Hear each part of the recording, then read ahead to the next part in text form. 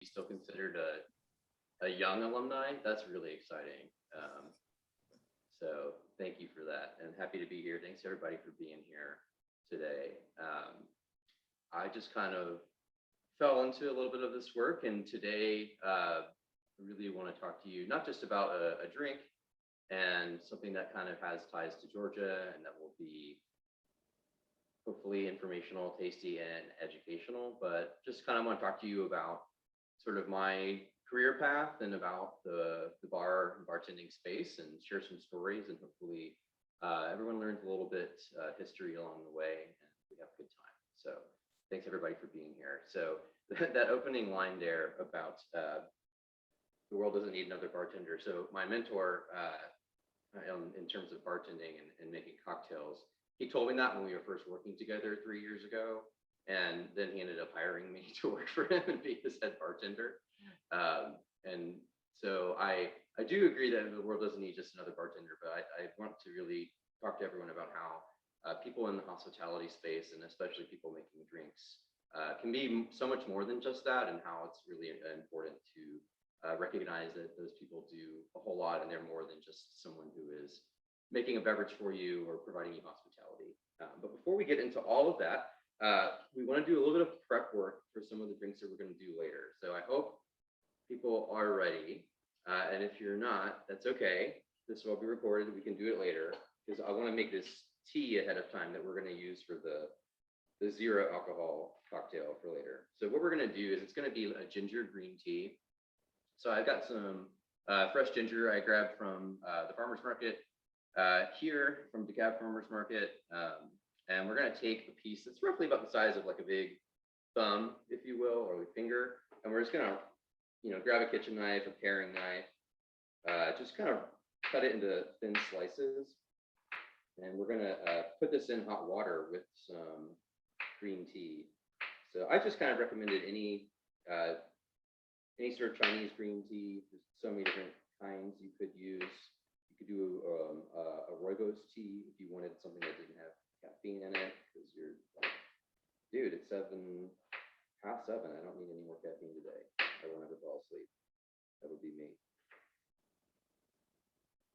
And I really want today to sort of just feel like you're hanging out at the bar a little bit too, and just sort of watching someone work, and sort of just one-way chit-chatting, but that's sort of how things are at the moment. I'm going to grab a cup of hot water. Well, it's not hot yet, but I'm going to grab some water, get that heated up. And normally I would have lots of, I'm just off to the side for a second here while I grab this.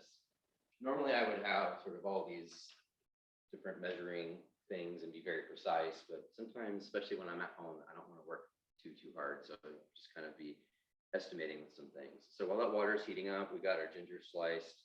I've got my green tea here. This is a hojicha green tea.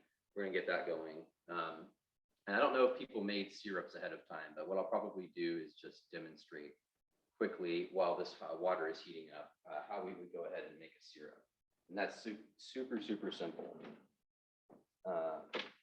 Usually it just involves getting a blender or getting some warm water, and you're literally just going to combine them together. You can put it in any kind of heat-safe vessel, or you can just get a blender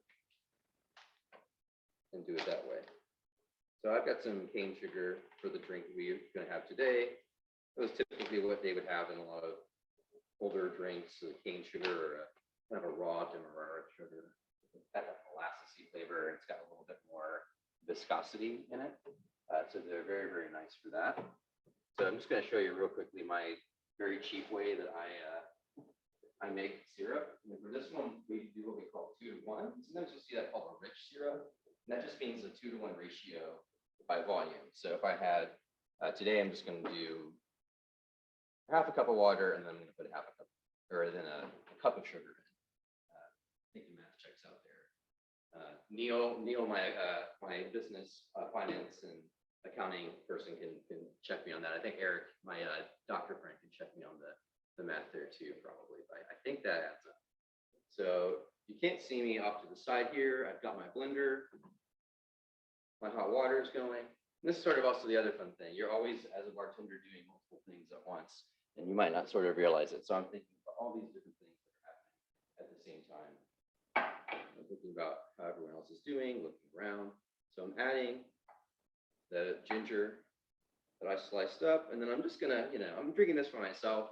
If you're at the bar, I wouldn't touch this with my hands, even though my hands would be very clean, probably cleaner than anyone else's because I'm washing them all the time. And I'm gonna put my roughly 2 tablespoons of green tea in here. And then about a cup of hot water. We're gonna let that sit for about 7 minutes or so. It's fine if it goes longer. Not really worried about it. All right, and then I'm gonna go ahead and put the sugar in my blender, and I've got about a half cup of water in there. So I'm gonna get this to about a cup of sugar, roughly speaking, using my measuring lines in here. And this is so easy. And I always laugh when people are like, how do you make simple syrup? Should I buy it at the store? What do I do? It's quite possibly the easiest thing. My blender is plugged in, and I'm just going to come over here and I'm going to turn it on.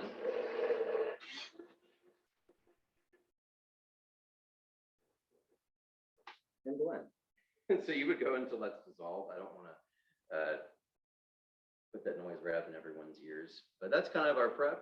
We've got that going. As far as a honey syrup goes, that's also very, very easy. So I've got a little bit of hot water left over. I'm just going to grab another mug real quick, and we're just going to kind of guess on this as well. Keeping things pretty simple today. I do have my jigger. Be careful if you're going to measure hot water in these things, because it is metal, and that will get hot super fast. So I've got about an ounce in here, and I usually recommend doing about a 3-to-1 ratio. So I have an ounce of hot water, and I do this with a honey syrup because it's so viscous. If you try to make it in a cocktail, especially one that's going to be cold, the honey will just kind of congeal with all the ice, and it won't really incorporate into the drink. So this is kind of one of those bartender tricks where we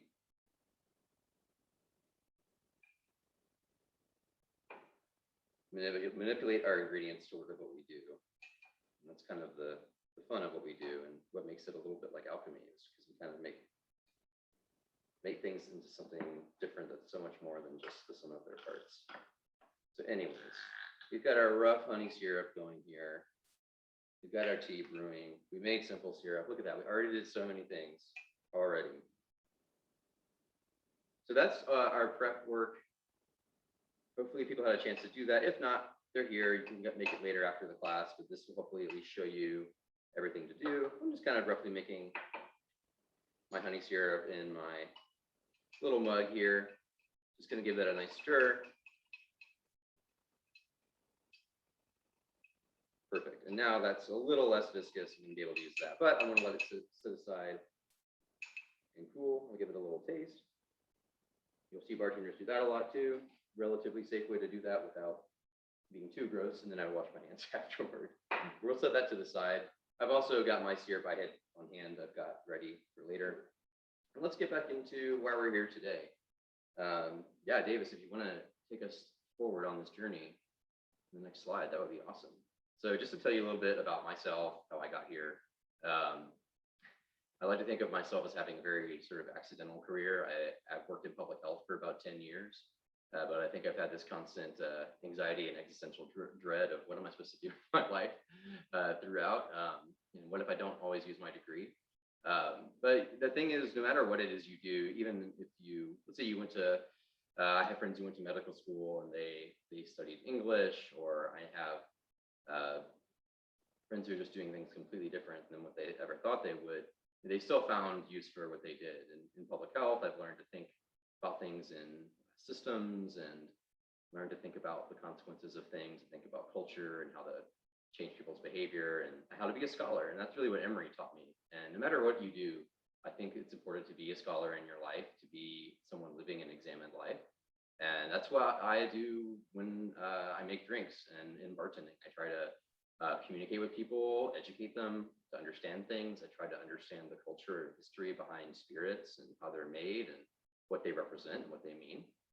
And for me, I've just kind of been an accidental opportunists. So literally, when life hands you lemons, you should just shake up a cocktail. I got laid off from a contracting job I had when I first worked at the CDC a couple of years ago. I had been working in the beverage industry for about 2 years, a little bit full-time, mostly part-time then. And I just, while I was applying for other jobs and interviewing and trying to get a public health job again, I just got full-time work in the service industry and got asked to be a head bartender. And I just kind of went with it because it was a passion of mine. And I had a really good mentor and friend. And I just went with it and ran with it from there. So I think it's important to take advantage of the opportunities and the connections that you make. That's something I think I learned at Emory, but also learned in my beverage and hospitality work too. And we can head on to the next slide as well. So how does a scholar be a bartender? What do these have to do with each other? That sounds ridiculous, right? So for me, it's about intention, story, purpose, education, culture.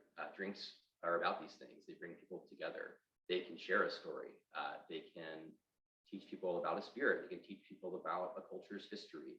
And I've been educated myself by people I've worked with and by being a part of the community online and learning, especially over this past year, about how the community could be more diverse, more equitable, and learning from people of color, from communities of color, from folks in the LGBTQIA+ community who are in the bar space as well, and just trying to be different and break these notions of kind of the white boys club that is bartending, which, you know, is obviously I am one of those, but I think I can at least raise other people's voices up a little bit and be self-aware in what I do. And that's what being a scholar is all about too, I think. So some of these influences for me, I started working with some folks in Chicago that put out a publication called Spill. And I really think it's about this idea of drinking like you give a damn, like you care about where things come from, like you care about the people making things. And Spill, for example, really highlights and elevates the voices of bartenders and lets them write about their experiences and write about issues that are important and shows the depth of their intelligence and creativity. Trash is a sustainability effort in the bar space. Bartending, spirits, beverages is a really wasteful community. We use a lot of water to make beer, to make spirits, to make wine. We also throw out a lot of produce and citrus juice and trash, folks. Well, I've learned from a couple of bartenders that were based in Canada, Kelsey Ramage, Ian Griffiths. They basically put out a lot of recipes and have done education for people on how to save your citrus scraps and your produce scraps and make something out of them. And this helps people be more efficient as a business and also, you know, get the most flavor out of things. And then also scholarship and bartending are inextricably linked for me because cocktails are very American. They are really America's gift to the culinary world. We ask what American cuisine is. I mean, we think about pizza, hamburgers, but there's not really a distinct cuisine. We have so many regions here, and that comes from so many other parts of the world anyways. It's such a collective of people from all over the world as is. But we really did come up with cocktail culture here, and that's what we really shared with the world. There's a really great book if you're interested in this. It's called Imbibe. It's by David Wondrich. He's sometimes also known as the cocktail professor. And he actually literally has a PhD in comparative literature. So he literally was a professor, and then he just started writing drinks columns for Esquire and the New York Times, and he writes for the Daily Beast and some other places now too. But he's written some great books and did archival research on Jerry Thomas, who was the first bartender known to publish an actual cocktail recipe book back in the late 1800s, sort of the 1860s, 1870s. And so when that book came out 15 years ago, Wondrich's book Imbibe, it really kind of catapulted the cocktail renaissance, if you will, into high gear, and it became this sort of textbook for bartenders in the bar space. And I want to remind people again, bartenders aren't just bartenders. So one of the, I've been able to get, I think, mentorship from people because the bar community is so active online on Instagram and writing books. And one of my favorite Japanese bartenders is this man, Hidetsugu Ueno, and he runs a bar called Bar High Five in Tokyo. And he talks about the bartender as kind of like the sheepdog. He's herding and shepherding around all of the drunk guests and making sure that they're okay and that they're safe, but they're also happy. And Jim Meehan is a very famous bartender who ran Please Don't Tell, which was a speakeasy in Manhattan for quite some time, or PBT. And he has a very great book, the Meehan's Bartender Manual. And he talks about, it really is an act of service, and you're acting as a diplomat and a communicator and hospitalitarian, and it's really like anyone who gives himself to public service in a way is what you're like as a bartender, or anyone who really works and faces guests and helps guests in the restaurant, food, hospitality space. So I share these things to remind you that when you go out, when you have a beverage, when you have a nice meal, to really think about the depth of these people and that they are truly skilled laborers and skilled people and not just someone working there. And even if they are, that's okay too. And scholarship is also important here because cocktails are linked to all of human history. National Geographic had a really great article a few years ago where they looked at, talked to a lot of archaeologists, anthropologists, and they found some of the earliest evidence of making spirits and making beer and things like wine, I think out of rice in China in 7000 BC. We have been drinking alcohol for 9,000 years. And mixing it with things and using it for ceremonies and to bring people together and to create connection. So they are inextricably linked to human culture and history. So that's why I think it also has such a tie to scholarship and to what I learned about researching and being informed through my education at Emory. All right. And again, history in America, it's not always rosy. In fact, there is a lot of dark periods that relate to this. Rum was truly the original American spirit, I would say, and a lot of other people would say as well. Long before we were drinking bourbon or rye whiskey, everyone was drinking rum. But a lot of that was the case because of colonization and slavery, triangle trade, especially from the British colonies. The British used rum to provide rations and scurvy and to get water to their sailors, and the demand for rum after explorers kind of colonized and invaded the Indies, and they brought it to the Bahamas and the Americas and the Caribbean.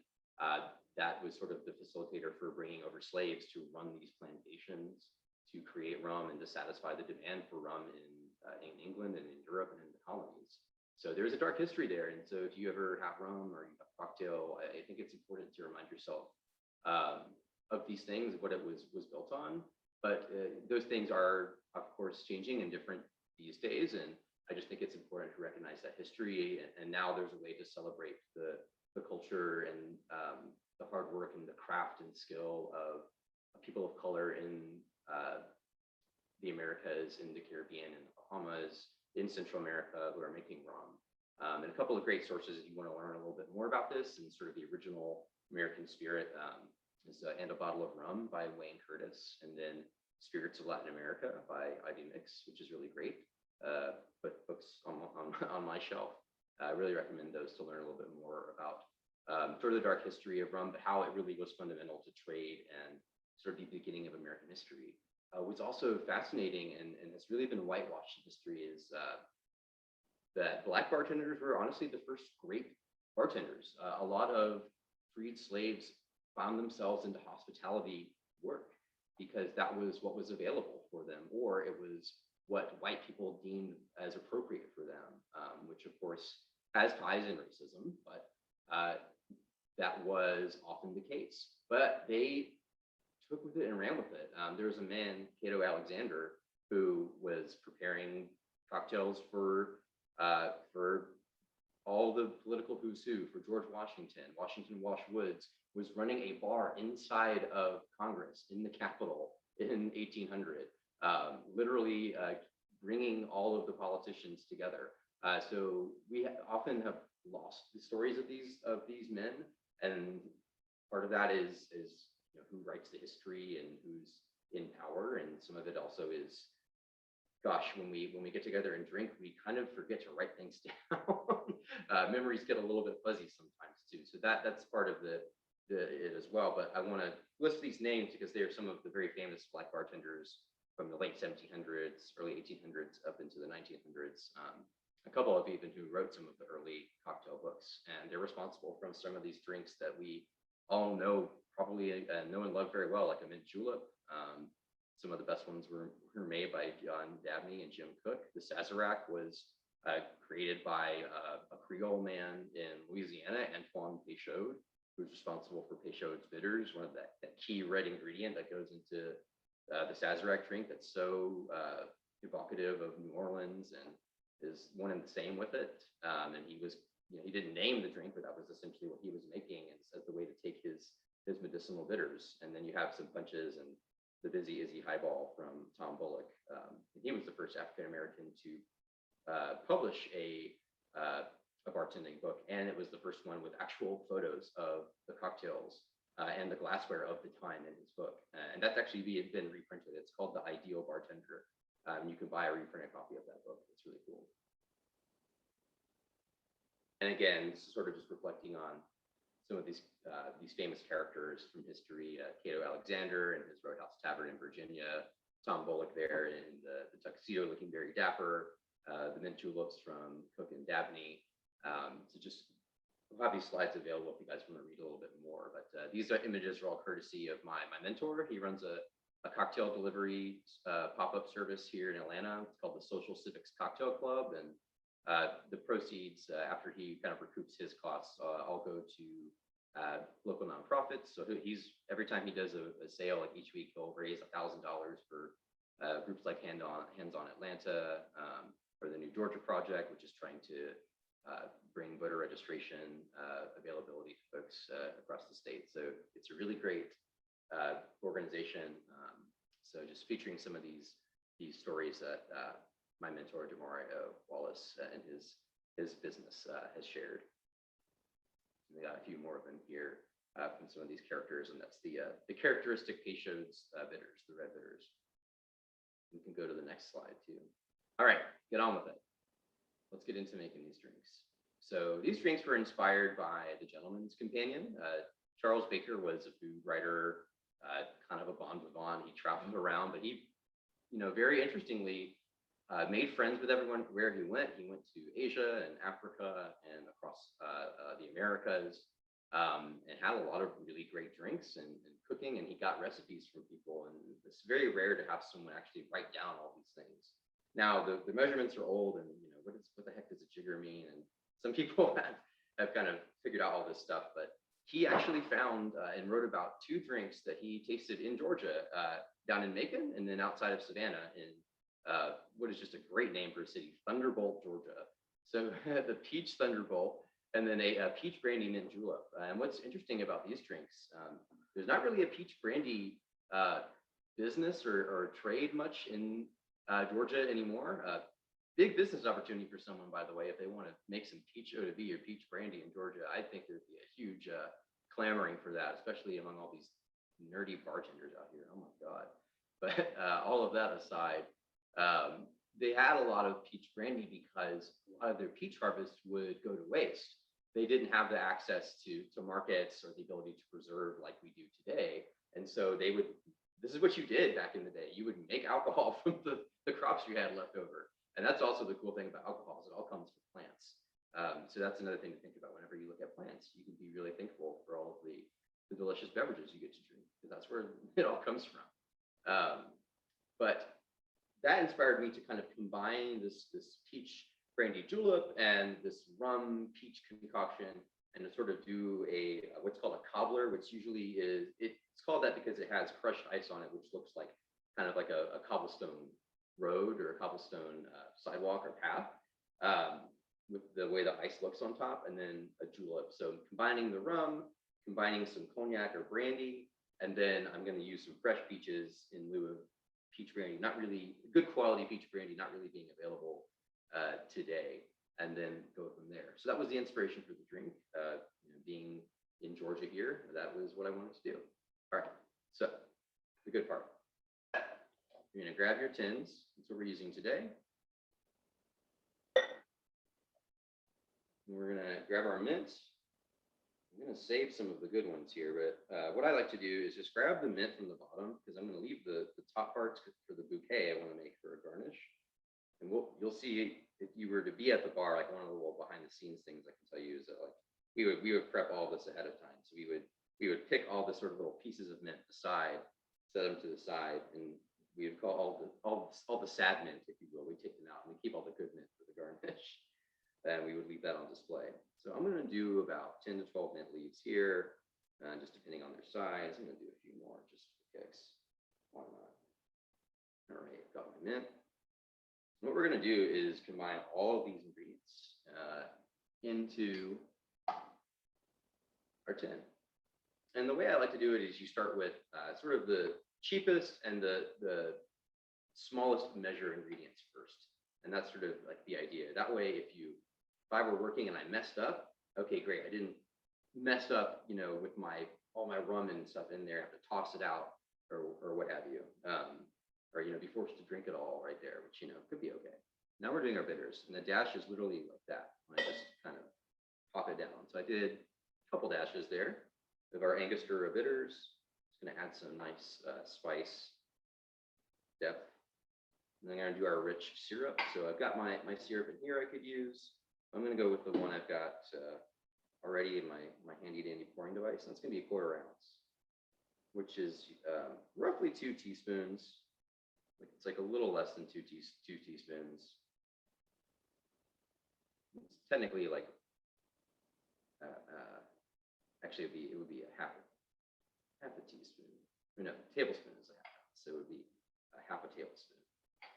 So our half a tablespoon of the sugar. And the peaches are actually a little bit tart right now, so I'm going to do just a skosh more because that's what I feel like. And that's what I'm saying. I'm not being totally exact. So there's a craft of bartending and there's an art to it as well. So I'm going to try to adjust for some things. Now, lemon. So when I say a lemon wheel, you're probably wondering, what the heck does that mean? I'll show you. So you're going to take your lemon, and it's literally going to be like a wheel. So what I do, my handy tip is you can kind of cut out the pith of the lemon by kind of cutting around in the middle. And this is just going to make it easier to have some nice looking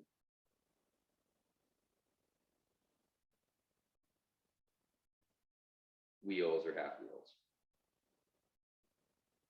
So I'm going to make my lemon wheels right now. Be very careful as you're cutting. So I've got a lemon wheel. Everybody can see that. One of those goes in, and we're going to do one more in there. While I'm looking at this little pile of salt that I've got in front of me, we're going to add our pinch of salt too. Pro tip, add a pinch of salt to any cocktail and it will taste better. It's like any cooking you do makes it taste better. I know that might sound weird, but trust me. Even like an old fashioned or a Manhattan, it makes everything taste more of itself. You bring out the sweetness and all the other flavors. So I'm going to do a little pinch of salt here. And then I've got my peaches cut up. These are kind of tricky to work with, especially when they're not super ripe. So I kind of just cut around the pit for now. And a thing I would remind you to do, I was kind of mentioning around sustainability earlier. Don't just toss out everything. Like save parts of these peaches. You could simmer those in some sugar water and make like a peach syrup afterwards. The peach pits have some flavor too.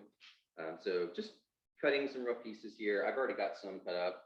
We're going to do about like a half a peach, I would say, because they're kind of sweet and tart right now. So I feel like I'm going to add like a little bit more in there. So we've added that. And now the real good stuff, we're going to do our cognac and our rum. So a little tip I'm going to give you here. I said 1 1/4 ounce. Sometimes you'll have a 1/4 ounce measuring part of your jigger. Sometimes you won't. My little trick is what I do. It's called a fat 1 ounce or a big 1 ounce. So I'm literally going to overflow when I measure 1. So it's going to be roughly 1 1/4 ounce. And again, it's probably going to taste good regardless. I would be more exact if I was, working a service. And the other thing you'll see me do too is I hold the cap in my hand. If you want to impress your friends, you do that. Be dexterous. You face the label out so everyone can see what you're pouring. That's why they make the bottles look nice too. So we've got that in there. Now we're going to muddle. And I think my muddler is in the dishwasher. Aha. I almost always forget something during the day, and I hadn't forgotten anything yet. Usually it's my keys and my wallet, but it was this, but we got it now. So we're gonna muddle, and we're just gonna muddle gently. You don't need to like get in there like you're making pesto or a curry paste or anything like that, because we just want to express the mint a little bit without bruising it and making it oxidize and kind of tasting extra bitter, because we've already got those bitters in there, and we just kind of want to get the fruit smashed up and kind of get everything combined here.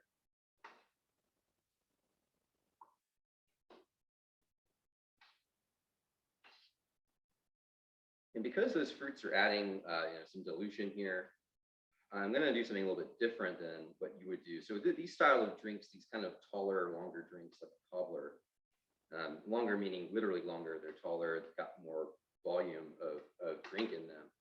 I'm not going to put as much ice in there. I'm just going to put like a couple cubes in, and I'm going to shake these until it's all diluted, until I can't hear the ice anymore, because I just want to get the chill going. And I'm going to put this drink on some ice, on a bunch of ice, and we're going to crush some ice too. I'm going to show you how to do that. So if you have tins, like these Boston style shakers, you seal it on top. You want to give it a smack. Does that make sure it's tight? Okay, got everything here. And then we're just going to shake these until the ice cubes, and you can't hear them anymore. And so everyone has lots of different shakes. There's lots of different techniques. For me, it's just kind of about going in a circle like this, because you're also whipping and bringing in air into it, and this is going to give a nice texture to the drink. It sounds like the ice is all diluted, and you always want to smack your tin either at the 9 o'clock mark or the 3 o'clock mark, and that's going to loosen them up every time.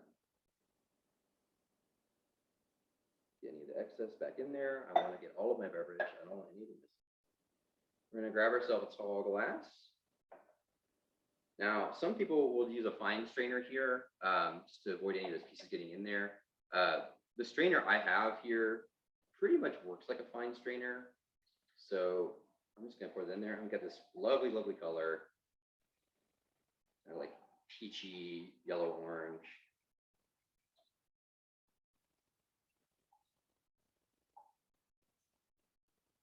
All right, set that off to the side. Now, fun part. You're gonna want to have like a clean kitchen towel. You could also use the paper towel. This is a trick for making crushed ice. Some of you might have a crushed ice button on your your fridge. And normally, I would have done this ahead of time, but I wanted to demonstrate it. So what I'm going to do is literally take some of my ice here, and I'm going to put it on my towel. I'm going to just wrap it up. And I literally had to do this for service, where I sit there for 10 minutes ahead of time and take like this, what we call a Lewis bag, like a sack, and crush ice to like have an entire well full of it.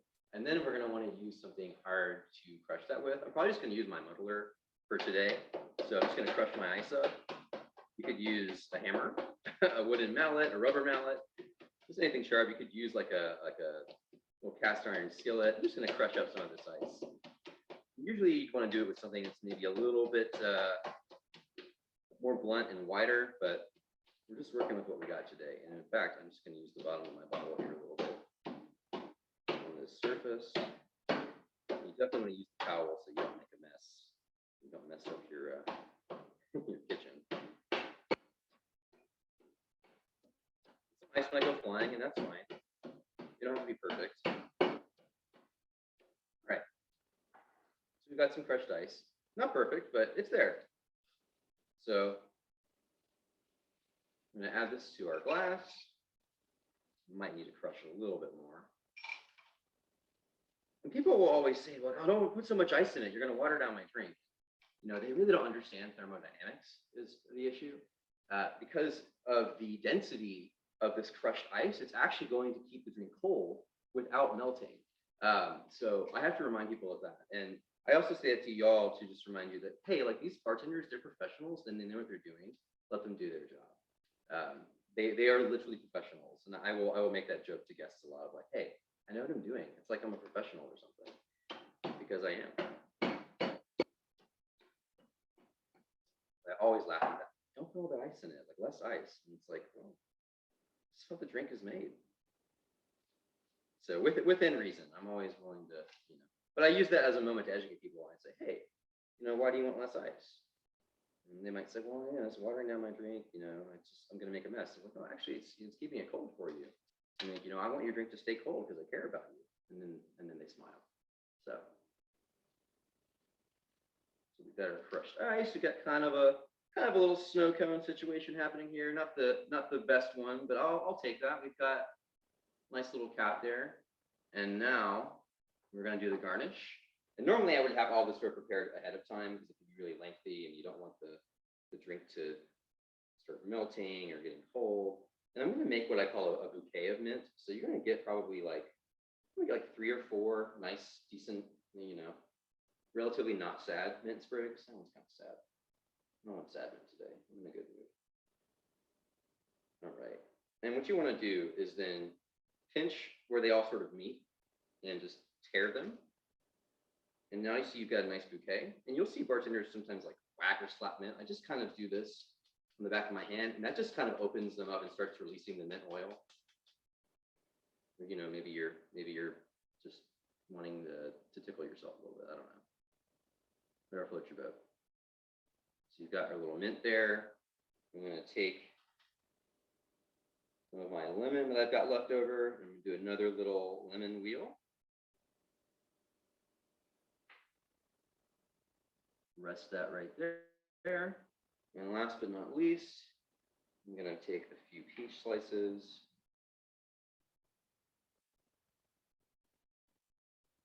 And we do this because it's fun. You get a little snack with your drink here, but you eat and drink with your eyes. And if the drink looks tasty, it's just gonna taste better. So there's a reason that we do all this stuff. It's not just pomp and circumstance. So we're just gonna make a nice little sort of fan, if you will. A few peach slices. Starting to overflow here. And if you're feeling extra fancy, you can take your Angostura bitters and then just dash them over the top. So you've got a fun little play with colors there. And we're ready to drink. Cheers. And it's going everywhere. Cole, that's beautiful. That's a great. Anyone have any other comments before he continues? Oh, it's so good. Hi, Cole. Eric Escuro, class of 2010 here. Had a quick question. In Pennsylvania, it has been really hard to find peaches. So Yes. do you have any recommendations for maybe some substitutes until some of us move down south and get more peaches? Yes, and I know you're moving to South Carolina, which is another good peach. I think the substitute is go to Matt Miller's. So you could do nectarines. I could approve of that. I love it. Good to see you here, Matt. If you get frozen peaches, if you get some like good quality frozen peaches, what you could do actually is throw those in there, and instead of using ice cubes, I would shake with the frozen peaches because they will provide that chill, and then they'll kind of add flavor too. So maybe like give them a light muddle just to sort of get that going. But yeah, frozen peaches would be good. Pears would be lovely too. Those would taste good.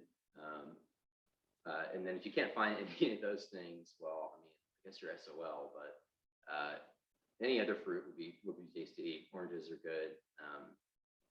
But yeah, some kind of like stone fruit, like a pear or plums or figs, things like that. Cole, I got a question in the chat. Mary Lauren says, how would this be with bourbon? It would be good. I would probably keep the, sorry, this drink is so good, y'all. I would keep the rum in there, but if you wanted to use bourbon instead of the cognac, I think that would be perfectly fine. They have a lot of similar notes. Cognac's going to be sometimes a little bit fruitier tasting, and bourbon will be more kind of along the lines of vanilla and oak, or maybe like like maple or honey, things like that. Sometimes you get more of these like butterscotchy and like fruit cakey kind of notes in cognac. So just a little bit different, but they both definitely have that vanilla and that sort of oak touch. So I would certainly say it would taste good with that in it. I would just keep the rum. I also love rum, but that's just me. Awesome. Thanks, Cole. Do you want me to pull the presentation back up? Sure. Yeah. And I'll kind of wrap up quickly here, and then I would love to answer some more questions if there are. But yeah, pull the presentation back up. I think I just have a couple more things to go through. I think for the sake of time today, I'll probably skip the 0 ABV drink, but it's the same process as this. You're just substituting out that tea that we made earlier that I forgot about, frankly. It has been sitting here for a long time, but it probably tastes very gingery now. It does. And I use that as a substitute for the alcohol, because you get some of those like woody, like tannin notes from a tea that you would get from a spirit. So I just think that they're a nice way to change things up. So same process that we did, just subbing it out. So just a little shameless self-promotion. So I'm not just a bartender, I am a shameless self-promoter. You can find me on Instagram. I am _Thick Lizzy, which is a reference to Thin Lizzy, which is my favorite band. Find me on Instagram. I just post travel and writing and drink stuff there a lot. I bartend on the weekends at El Tesoro in Edgewood neighborhood, kind of near Candler Park, Edgewood and Kirkwood. Slinging a lot of margaritas, and my other favorite spirit, which is Mezcal, other agave spirits there. So come see me there on the weekends. And then, yeah, I've done some writing and some other cocktail classes, and I've been doing some work with the CDC again on a contract just over this past year, and getting some space away from the industry to reflect on how to do things differently. So I'll share these things out with the group, and you can check out some of these articles. You can follow me on Instagram and interact with me there, and just learn a little bit more about me. And I think that might be it. So yeah, I'm happy to take more questions if there's time, or if people care. You might be sick of me talking. I'm very sick of me talking. You just let me know. Cole, I have a question for you. If you're going to a bar and being, what is your go-to drink? That's a great question. Hey, dogs, it's okay.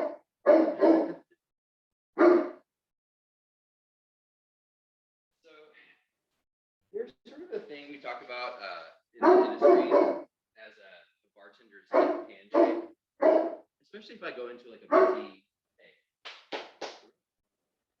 If I go into a busy bar during service, like a cocktail bar, I'm not gonna order like a fancy cocktail, because I'm not gonna make that bartender's life harder, job harder, because that would be a dick move. So what I'm gonna do is order like a beer and a shot. That is like my go-to thing. So usually I get like some kind of lager, like a Pilsner or like a Kolsch, and a shot of some kind of Amaro, like a Cynar. Or maybe a Fernet, or Jaeger. I'm a secret like Jaeger fan. I will die on the hill that Jägermeister is delicious, and you guys can find me on that. That's fine. So yeah, that's my go-to. But then, okay, once we've progressed, they're not as busy. We get to talk shop a little bit. They're like, okay, this person's cool. Like, I respect that order. Then my go-to cocktails will be things like a Sazerac. That's probably my all-time favorite cocktail. I love daiquiris. And then good nightcap drinks, any sort of Manhattan style riff, I really like, whether it's got mezcal or rum or rye whiskey in it. Those are kind of go-tos for me. Awesome, thanks. Any other quick questions before we continue the programming for tonight?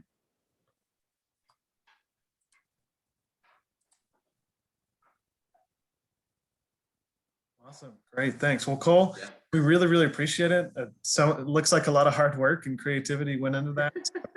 glad to be able to have you. And everyone, I just asked too that you stay tuned to our events. I've been talking to Cole, and I'd love to be able to host him in an in-person event in the future, perhaps even this summer. Would love to be able to see him show these skills off in person, and who knows, maybe even in the context of a wonderful Wednesday Atlanta celebration. Right, in the spirit of Emory. So absolutely, so much for that. Thanks everyone for being here, and you guys interest in all this.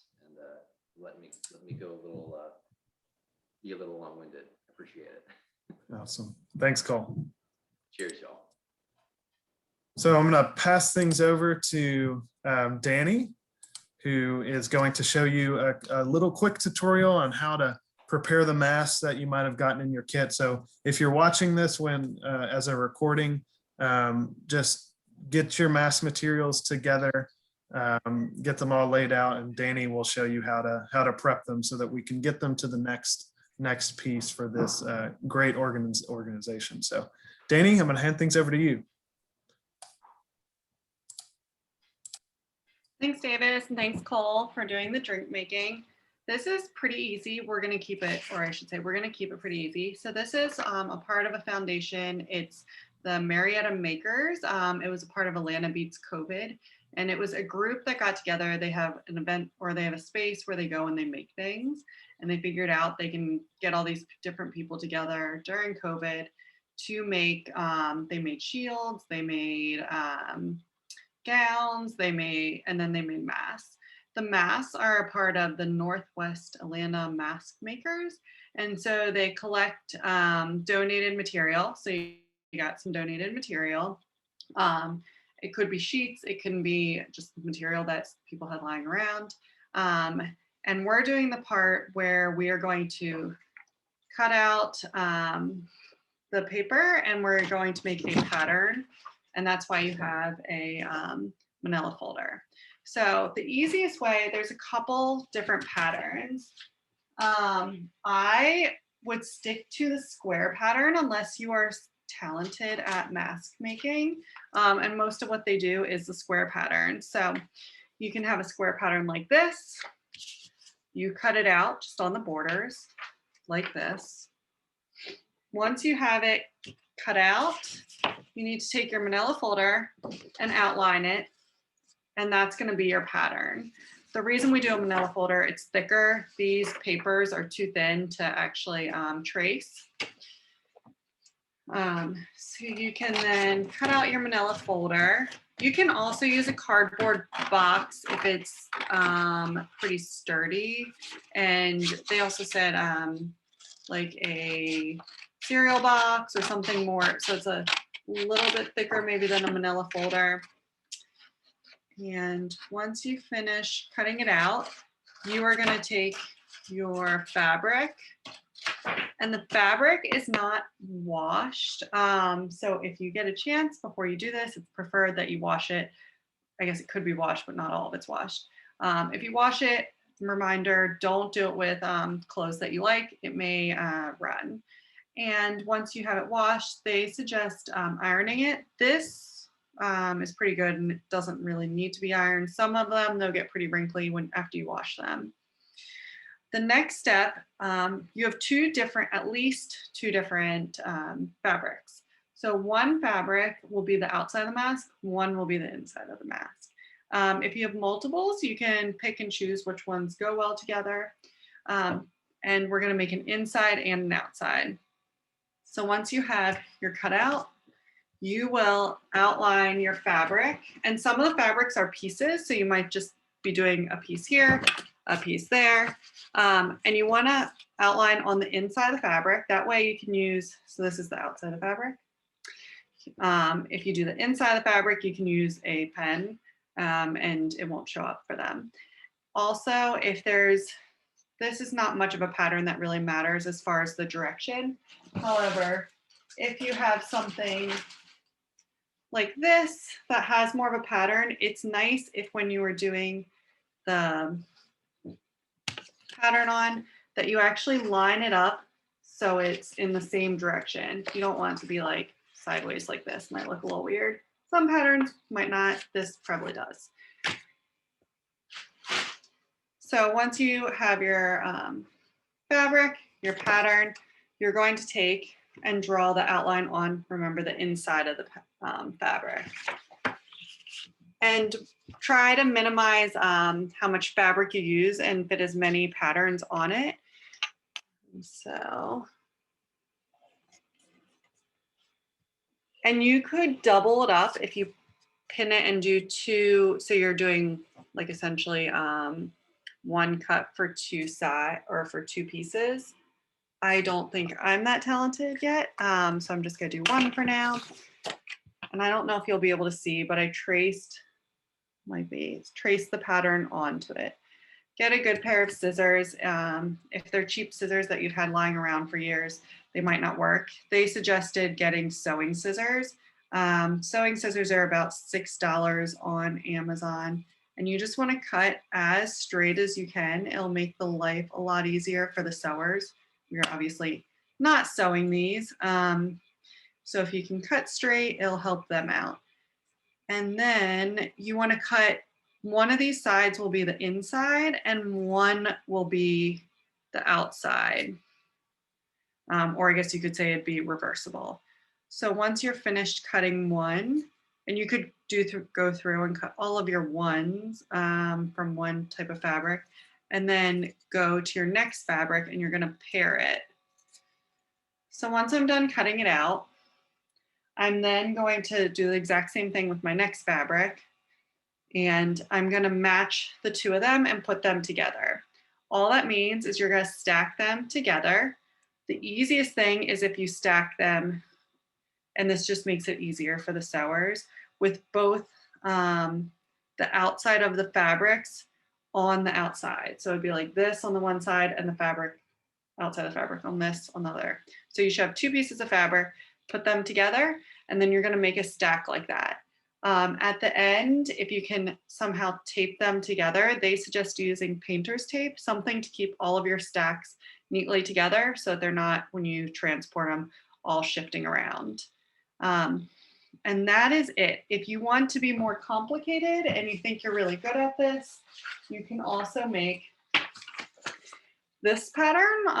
And if you do this, you need to make 2 of these and 2 of these to make one mask, if that makes sense. So instead of just doing an outside and an inside, you're going to do 2 outside, 2 ins, or yeah, 2 inside, 2 outsides.